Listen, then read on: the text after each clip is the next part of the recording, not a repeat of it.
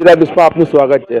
સાપુર મિલ compound પાસે આજે શુક્રવારના દિવસે એક મારામારીની ઘટના બની હતી અને ટાયરવાળા ફેમિલી ઉપર આક્ષેપ લગાવવામાં આવ્યો હતો કે એમની ફેમિલી દ્વારા એક વ્યક્તિ ઉપર હુમલો કરવામાં આવ્યો હતો અને એ વ્યક્તિને સારવાર અર્થે સિવિલ હોસ્પિટલમાં ખસેડવામાં આવ્યા હતા અને એ વ્યક્તિના ભાઈ દ્વારા મીડિયા સાથે વાત કરવામાં આવી હતી। ટાયરવાળા ફેમિલી ઉપર આક્ષેપ લગાવવામાં આવ્યો હતો।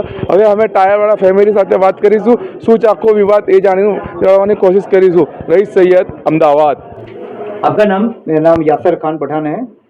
शाहपुर में एक झगड़ा हुआ था, उसमें कहीं ना कहीं आक्षेप है कि आपके परिवार ने किसी पे हमला किया। हमने हमला नहीं किया। वो सामने की दरगाह में एमडी और चरस का धंधा करते हैं। हमने जाके उनको रोकने का कोशिश किया तो उसके अंदर सामने से उनने हम पे हमला किया।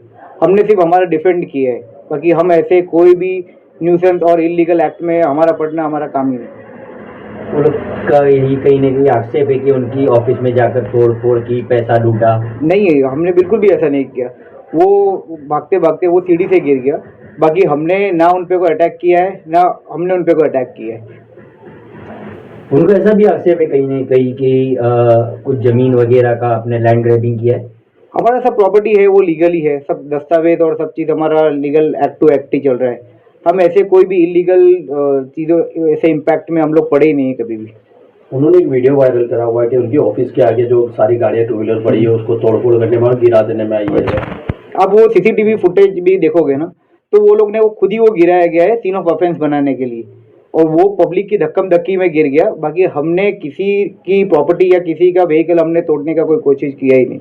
उनके ऑफिस के अंदर ब्लड पड़ा था, वो तो सीढ़ी से गिर गया जो, तो उसके अंदर वो बैठा होगा तब उसका ब्लड गिरा होगा। बाकी हमने कोई भी ऐसा उसको मारने का ये कुछ नहीं। हाँ, हम ये मान सकते हैं जो हमारा थोड़ा सा क्लैश धक्कम धक्की हुआ, पर हमने किसी के भी ऊपर हाथ नहीं उठाया है।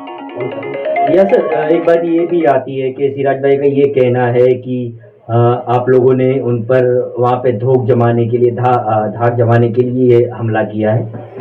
हम क्यों दाग जमाने के लिए करेंगे? हम तो प्योर बिजनेसमैन हैं, हम ऐसे भी बिजनेस कर रहे हैं और हमारी जो लाइफ है उसको एंजॉय कर रहे हैं। काम उनके उल्टे सीधे हैं, एमडी बेचने के, ये चरस बेचने के, वो इलीगल एक्टिविटीज में इन्वॉल्व है। हम तो बिल्कुल भी इसमें इन्वॉल्व नहीं। हमारे जो लीगल एक्टिविटीज मतलब जैसे वो लोग एमडी बेचते हैं, चरस बेचते हैं, जैसे उनके कुछ बाइक के चोरी के भी उनके कुछ केस हुए हैं। फिर उनको एनडीपीएस से भी 1-2 साल पहले पकड़ा हुआ था। हमारे ऊपर तो एक भी एफआईआर नहीं है, हम तो क्लीन चिट है।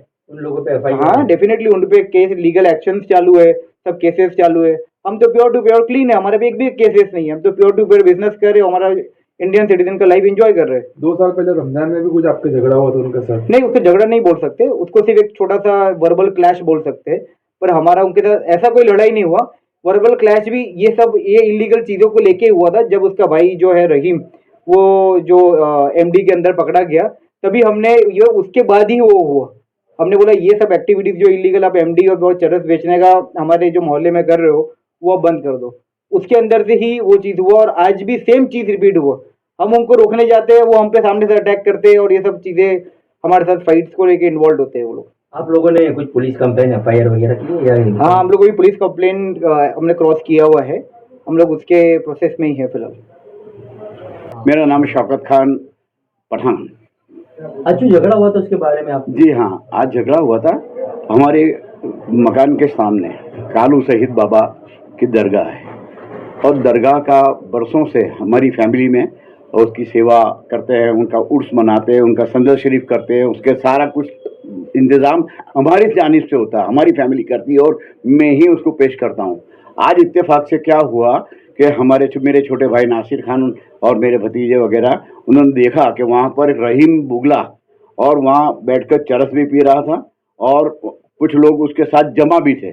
इन्होंने जाकर उसका विरोध किया कि भाई आप अब ये दरगाह की जैसी धार्मिक स्थल पर कोई ऐसा इलीगल आपने प्रवृत्ति मत करो जिससे हमारी दरगाह बदनाम हो, मुसलमान कौन बदनाम हो। लेकिन उनको ये चीज़ अच्छी नहीं लगी और उन्होंने हमारे जो बच्चे, हमारे मेरे भतीजे, मेरे भाई, उनके ऊपर गाली गलौज की, बहुत भाड़ा और उनको ऊपर हमला करा। उसमें और सीढ़ी पे जब घर पे चढ़ा तो ऑटोमेटिक वो फिसल गया और गिर गया और उसके जाकर अपने ऑफिस में जाके बैठ गया। उसको कहीं लग भी गया होगा, सीढ़ी से फिसला तो उसमें लोही वही भी निकला होगा उसके वजह से।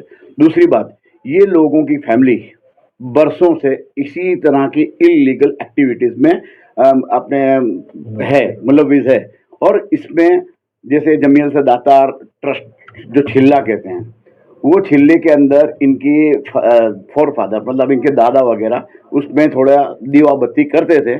उसके बाद इन्होंने क्या करा, वहाँ के जो जितने भी भड़वा थे उनको खाली कराकर इलीगल मकान बनाकर खुद रहने लग गए।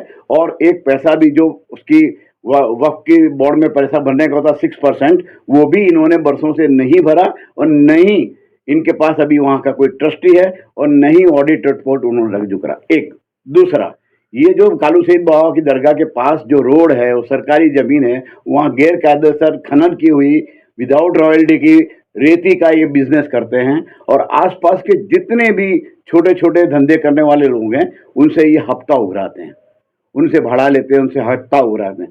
दूसरा, पार्किंग करवा कर ये वो पार्किंग का पैसा लेते हैं और यही काम इनका रहता है। किसी भी आप अगर निकलो और आप अपनी गाड़ी वहाँ पार्क करना चाहो म्यूनसिपैलिटी कॉरपोरेशन के रोड पर, तब भी उनको पैसा देना लाजमी हो जाएगा आपके लिए। ये इनकी प्रवृत्ति है और ये लोग पहले से ही ऐसे गुनाही प्रवृत्तियों में डूबे हुए हैं।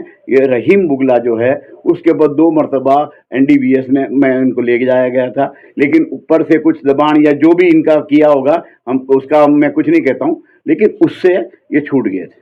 और आज भी ये गैरकायदे से प्रवृत्तियाँ ही करता है और चरस और MD का ही बेचार करता है। और हमारे मोहल्ले के हमारे एरिया के जवान पीढ़ी है उसको नशे के रवाड़े पे चढ़ा दिया है, जिसका हमको सख्त वांदा है। क्योंकि हमारी कौम के बच्चे, हमारे समाज के जो युवा पीढ़ी है उसके ऊपर ये बहुत ख़राब असर पड़ा है और वो काम धंधे के बगैर सिर्फ नशे के में धुत रहते हैं। तो हमारा वांदा वो था कि आप हमारे इलाके में ये काम बंद कर दो। उससे वो उसके रा गए, उसके राके उन्होंने गालियाँ वालियाँ चालू कर दी और मेरे फैमिली के साथ उन्होंने झगड़ा किया। तो ये लोग गलत काम करते हैं, गलत व्यापार करते हैं, तो आप लोगों ने पुलिस में कंप्लेन की कभी आगे? सुनिए, अब करी है, मैंने नहीं की लेकिन लोगों ने की है की। और इनका पर ये भी हुआ है, जैसे दारू की ट्रक भी पकड़ी गई थी, अपने बाइकों की चोरी में सिराज भी पकड़ा गया था। सिराज के ऊपर 1991 में केस भी हुआ था 25 अपने बाइक चोरी का। इसको रस्से बांधकर ले भी गए थे पुलिस वाले। ये सारा कुछ हुआ है, मतलब ये पहले से ही हम लोग, हमारी फैमिली पहले से एक बिजनेस करते हैं। सब बच्चे हमारे बिजनेस करते हैं, सब पढ़े लिखे ग्रेजुएट बच्चे हमारे और अच्छी तरह से बिजनेस करते हैं। कायदे से हमारे गवर्नमेंट के जो भी कायदे हैं, जो भी GST वगैरह सब सेटअप करके सारे बिजनेस करते हैं। उसका आप लोगों पर आरोप लगाया है कि आप लोगों ने रेपिस्ट हो, 2 नंबर का धंधा करते हो। देखिए, ऐसा है कि आरोप तो अभी मैं आपके ऊपर लगा दूं या कोई मुजरिम अपने जज पे लगा दे कि भाई आपने हमारे पर देख लिया, तो उसका क्या सबूत है? क्या खुलासा दोगे? तो उसका सबूत क्या है? किसी ने कुछ, अब किसी ने आप पे कोई इल्जाम लगाया तो उसको सबूत तो देना पड़ता है ना। तो सबूत तो देना चाहिए ना। तो सबूत कब आएगा? जब उनके पास होगा। जब सबूत ही नहीं है तो वो ऐसे रेप केस करे या 1000 केस करे, उसके अंदर कुछ होता नहीं है। आप कह रहे हो कि वो MD का धंधा करता है इस विस्तार के अंदर, ये आपका कहना है, तो आपने पुलिस में कितनी बार कंप्लेन की और पुलिस ने क्या एक्शन ली थी इन लोगों? देखिए, पुलिस ने ये क्या है कि जो मिस्टर सिराज हैं वो पुलिस यानी 1-2 मरतबा इनको जब पकड़े गए तो ये मिस्टर सिराज ने क्या करा, पुलिस के इन्फॉर्मर बन गए। और पुलिस का informer that means red dice, और रेड डाइस का पुलिस को जरूरत होती है, इसलिए पुलिस उन पर एक्शन लेते है, सोचती रहती है। नहीं, काटने का नहीं होता ना, ये वही होता है। सीधी बात है। आप बताइए। भू माफिया जग्या और पीछे हिंदू समाज के लोगों को परेशान वो मैंने बताया इनको कि गैर कायदे वहाँ मुस्लिम समाज के साथ साथ हमारे इलाके में कॉस्मोपोलिटिस इलाका है, उसमें हिंदू लोग भी रहते हैं। अब इनको वो मकान खाली कराने के लिए दबाण करके उनके ऊपर ये प्रेशर करते हैं ताकि वो मकान खाली करे, उनको मिल जाए। तो ये क्या है कि उसके लिए एक मरतबा उनके ऊपर सामने फरियाद भी हुई थी, इन्होंने फिर माफ़ी भी मांगी, लेकिन आज भी वो प्रवृत्ति बंद नहीं हुई है। और ये जो पारसी एंक्लेसरिया ब्लॉक है उसके आगे एक बाउंड्री वॉल है, इसके अंदर इन्होंने कब्जा जमा रखा है और सारा उस इलाके का जो ओपन प्लॉट है COP, उसके अंदर ये पार्किंग करवाते हैं। कुरैश हॉल का पार्किंग उधर करवा दिया है, उसके पैसे ये लोग वसूलते हैं। ये इनका बिजनेस है। ओके।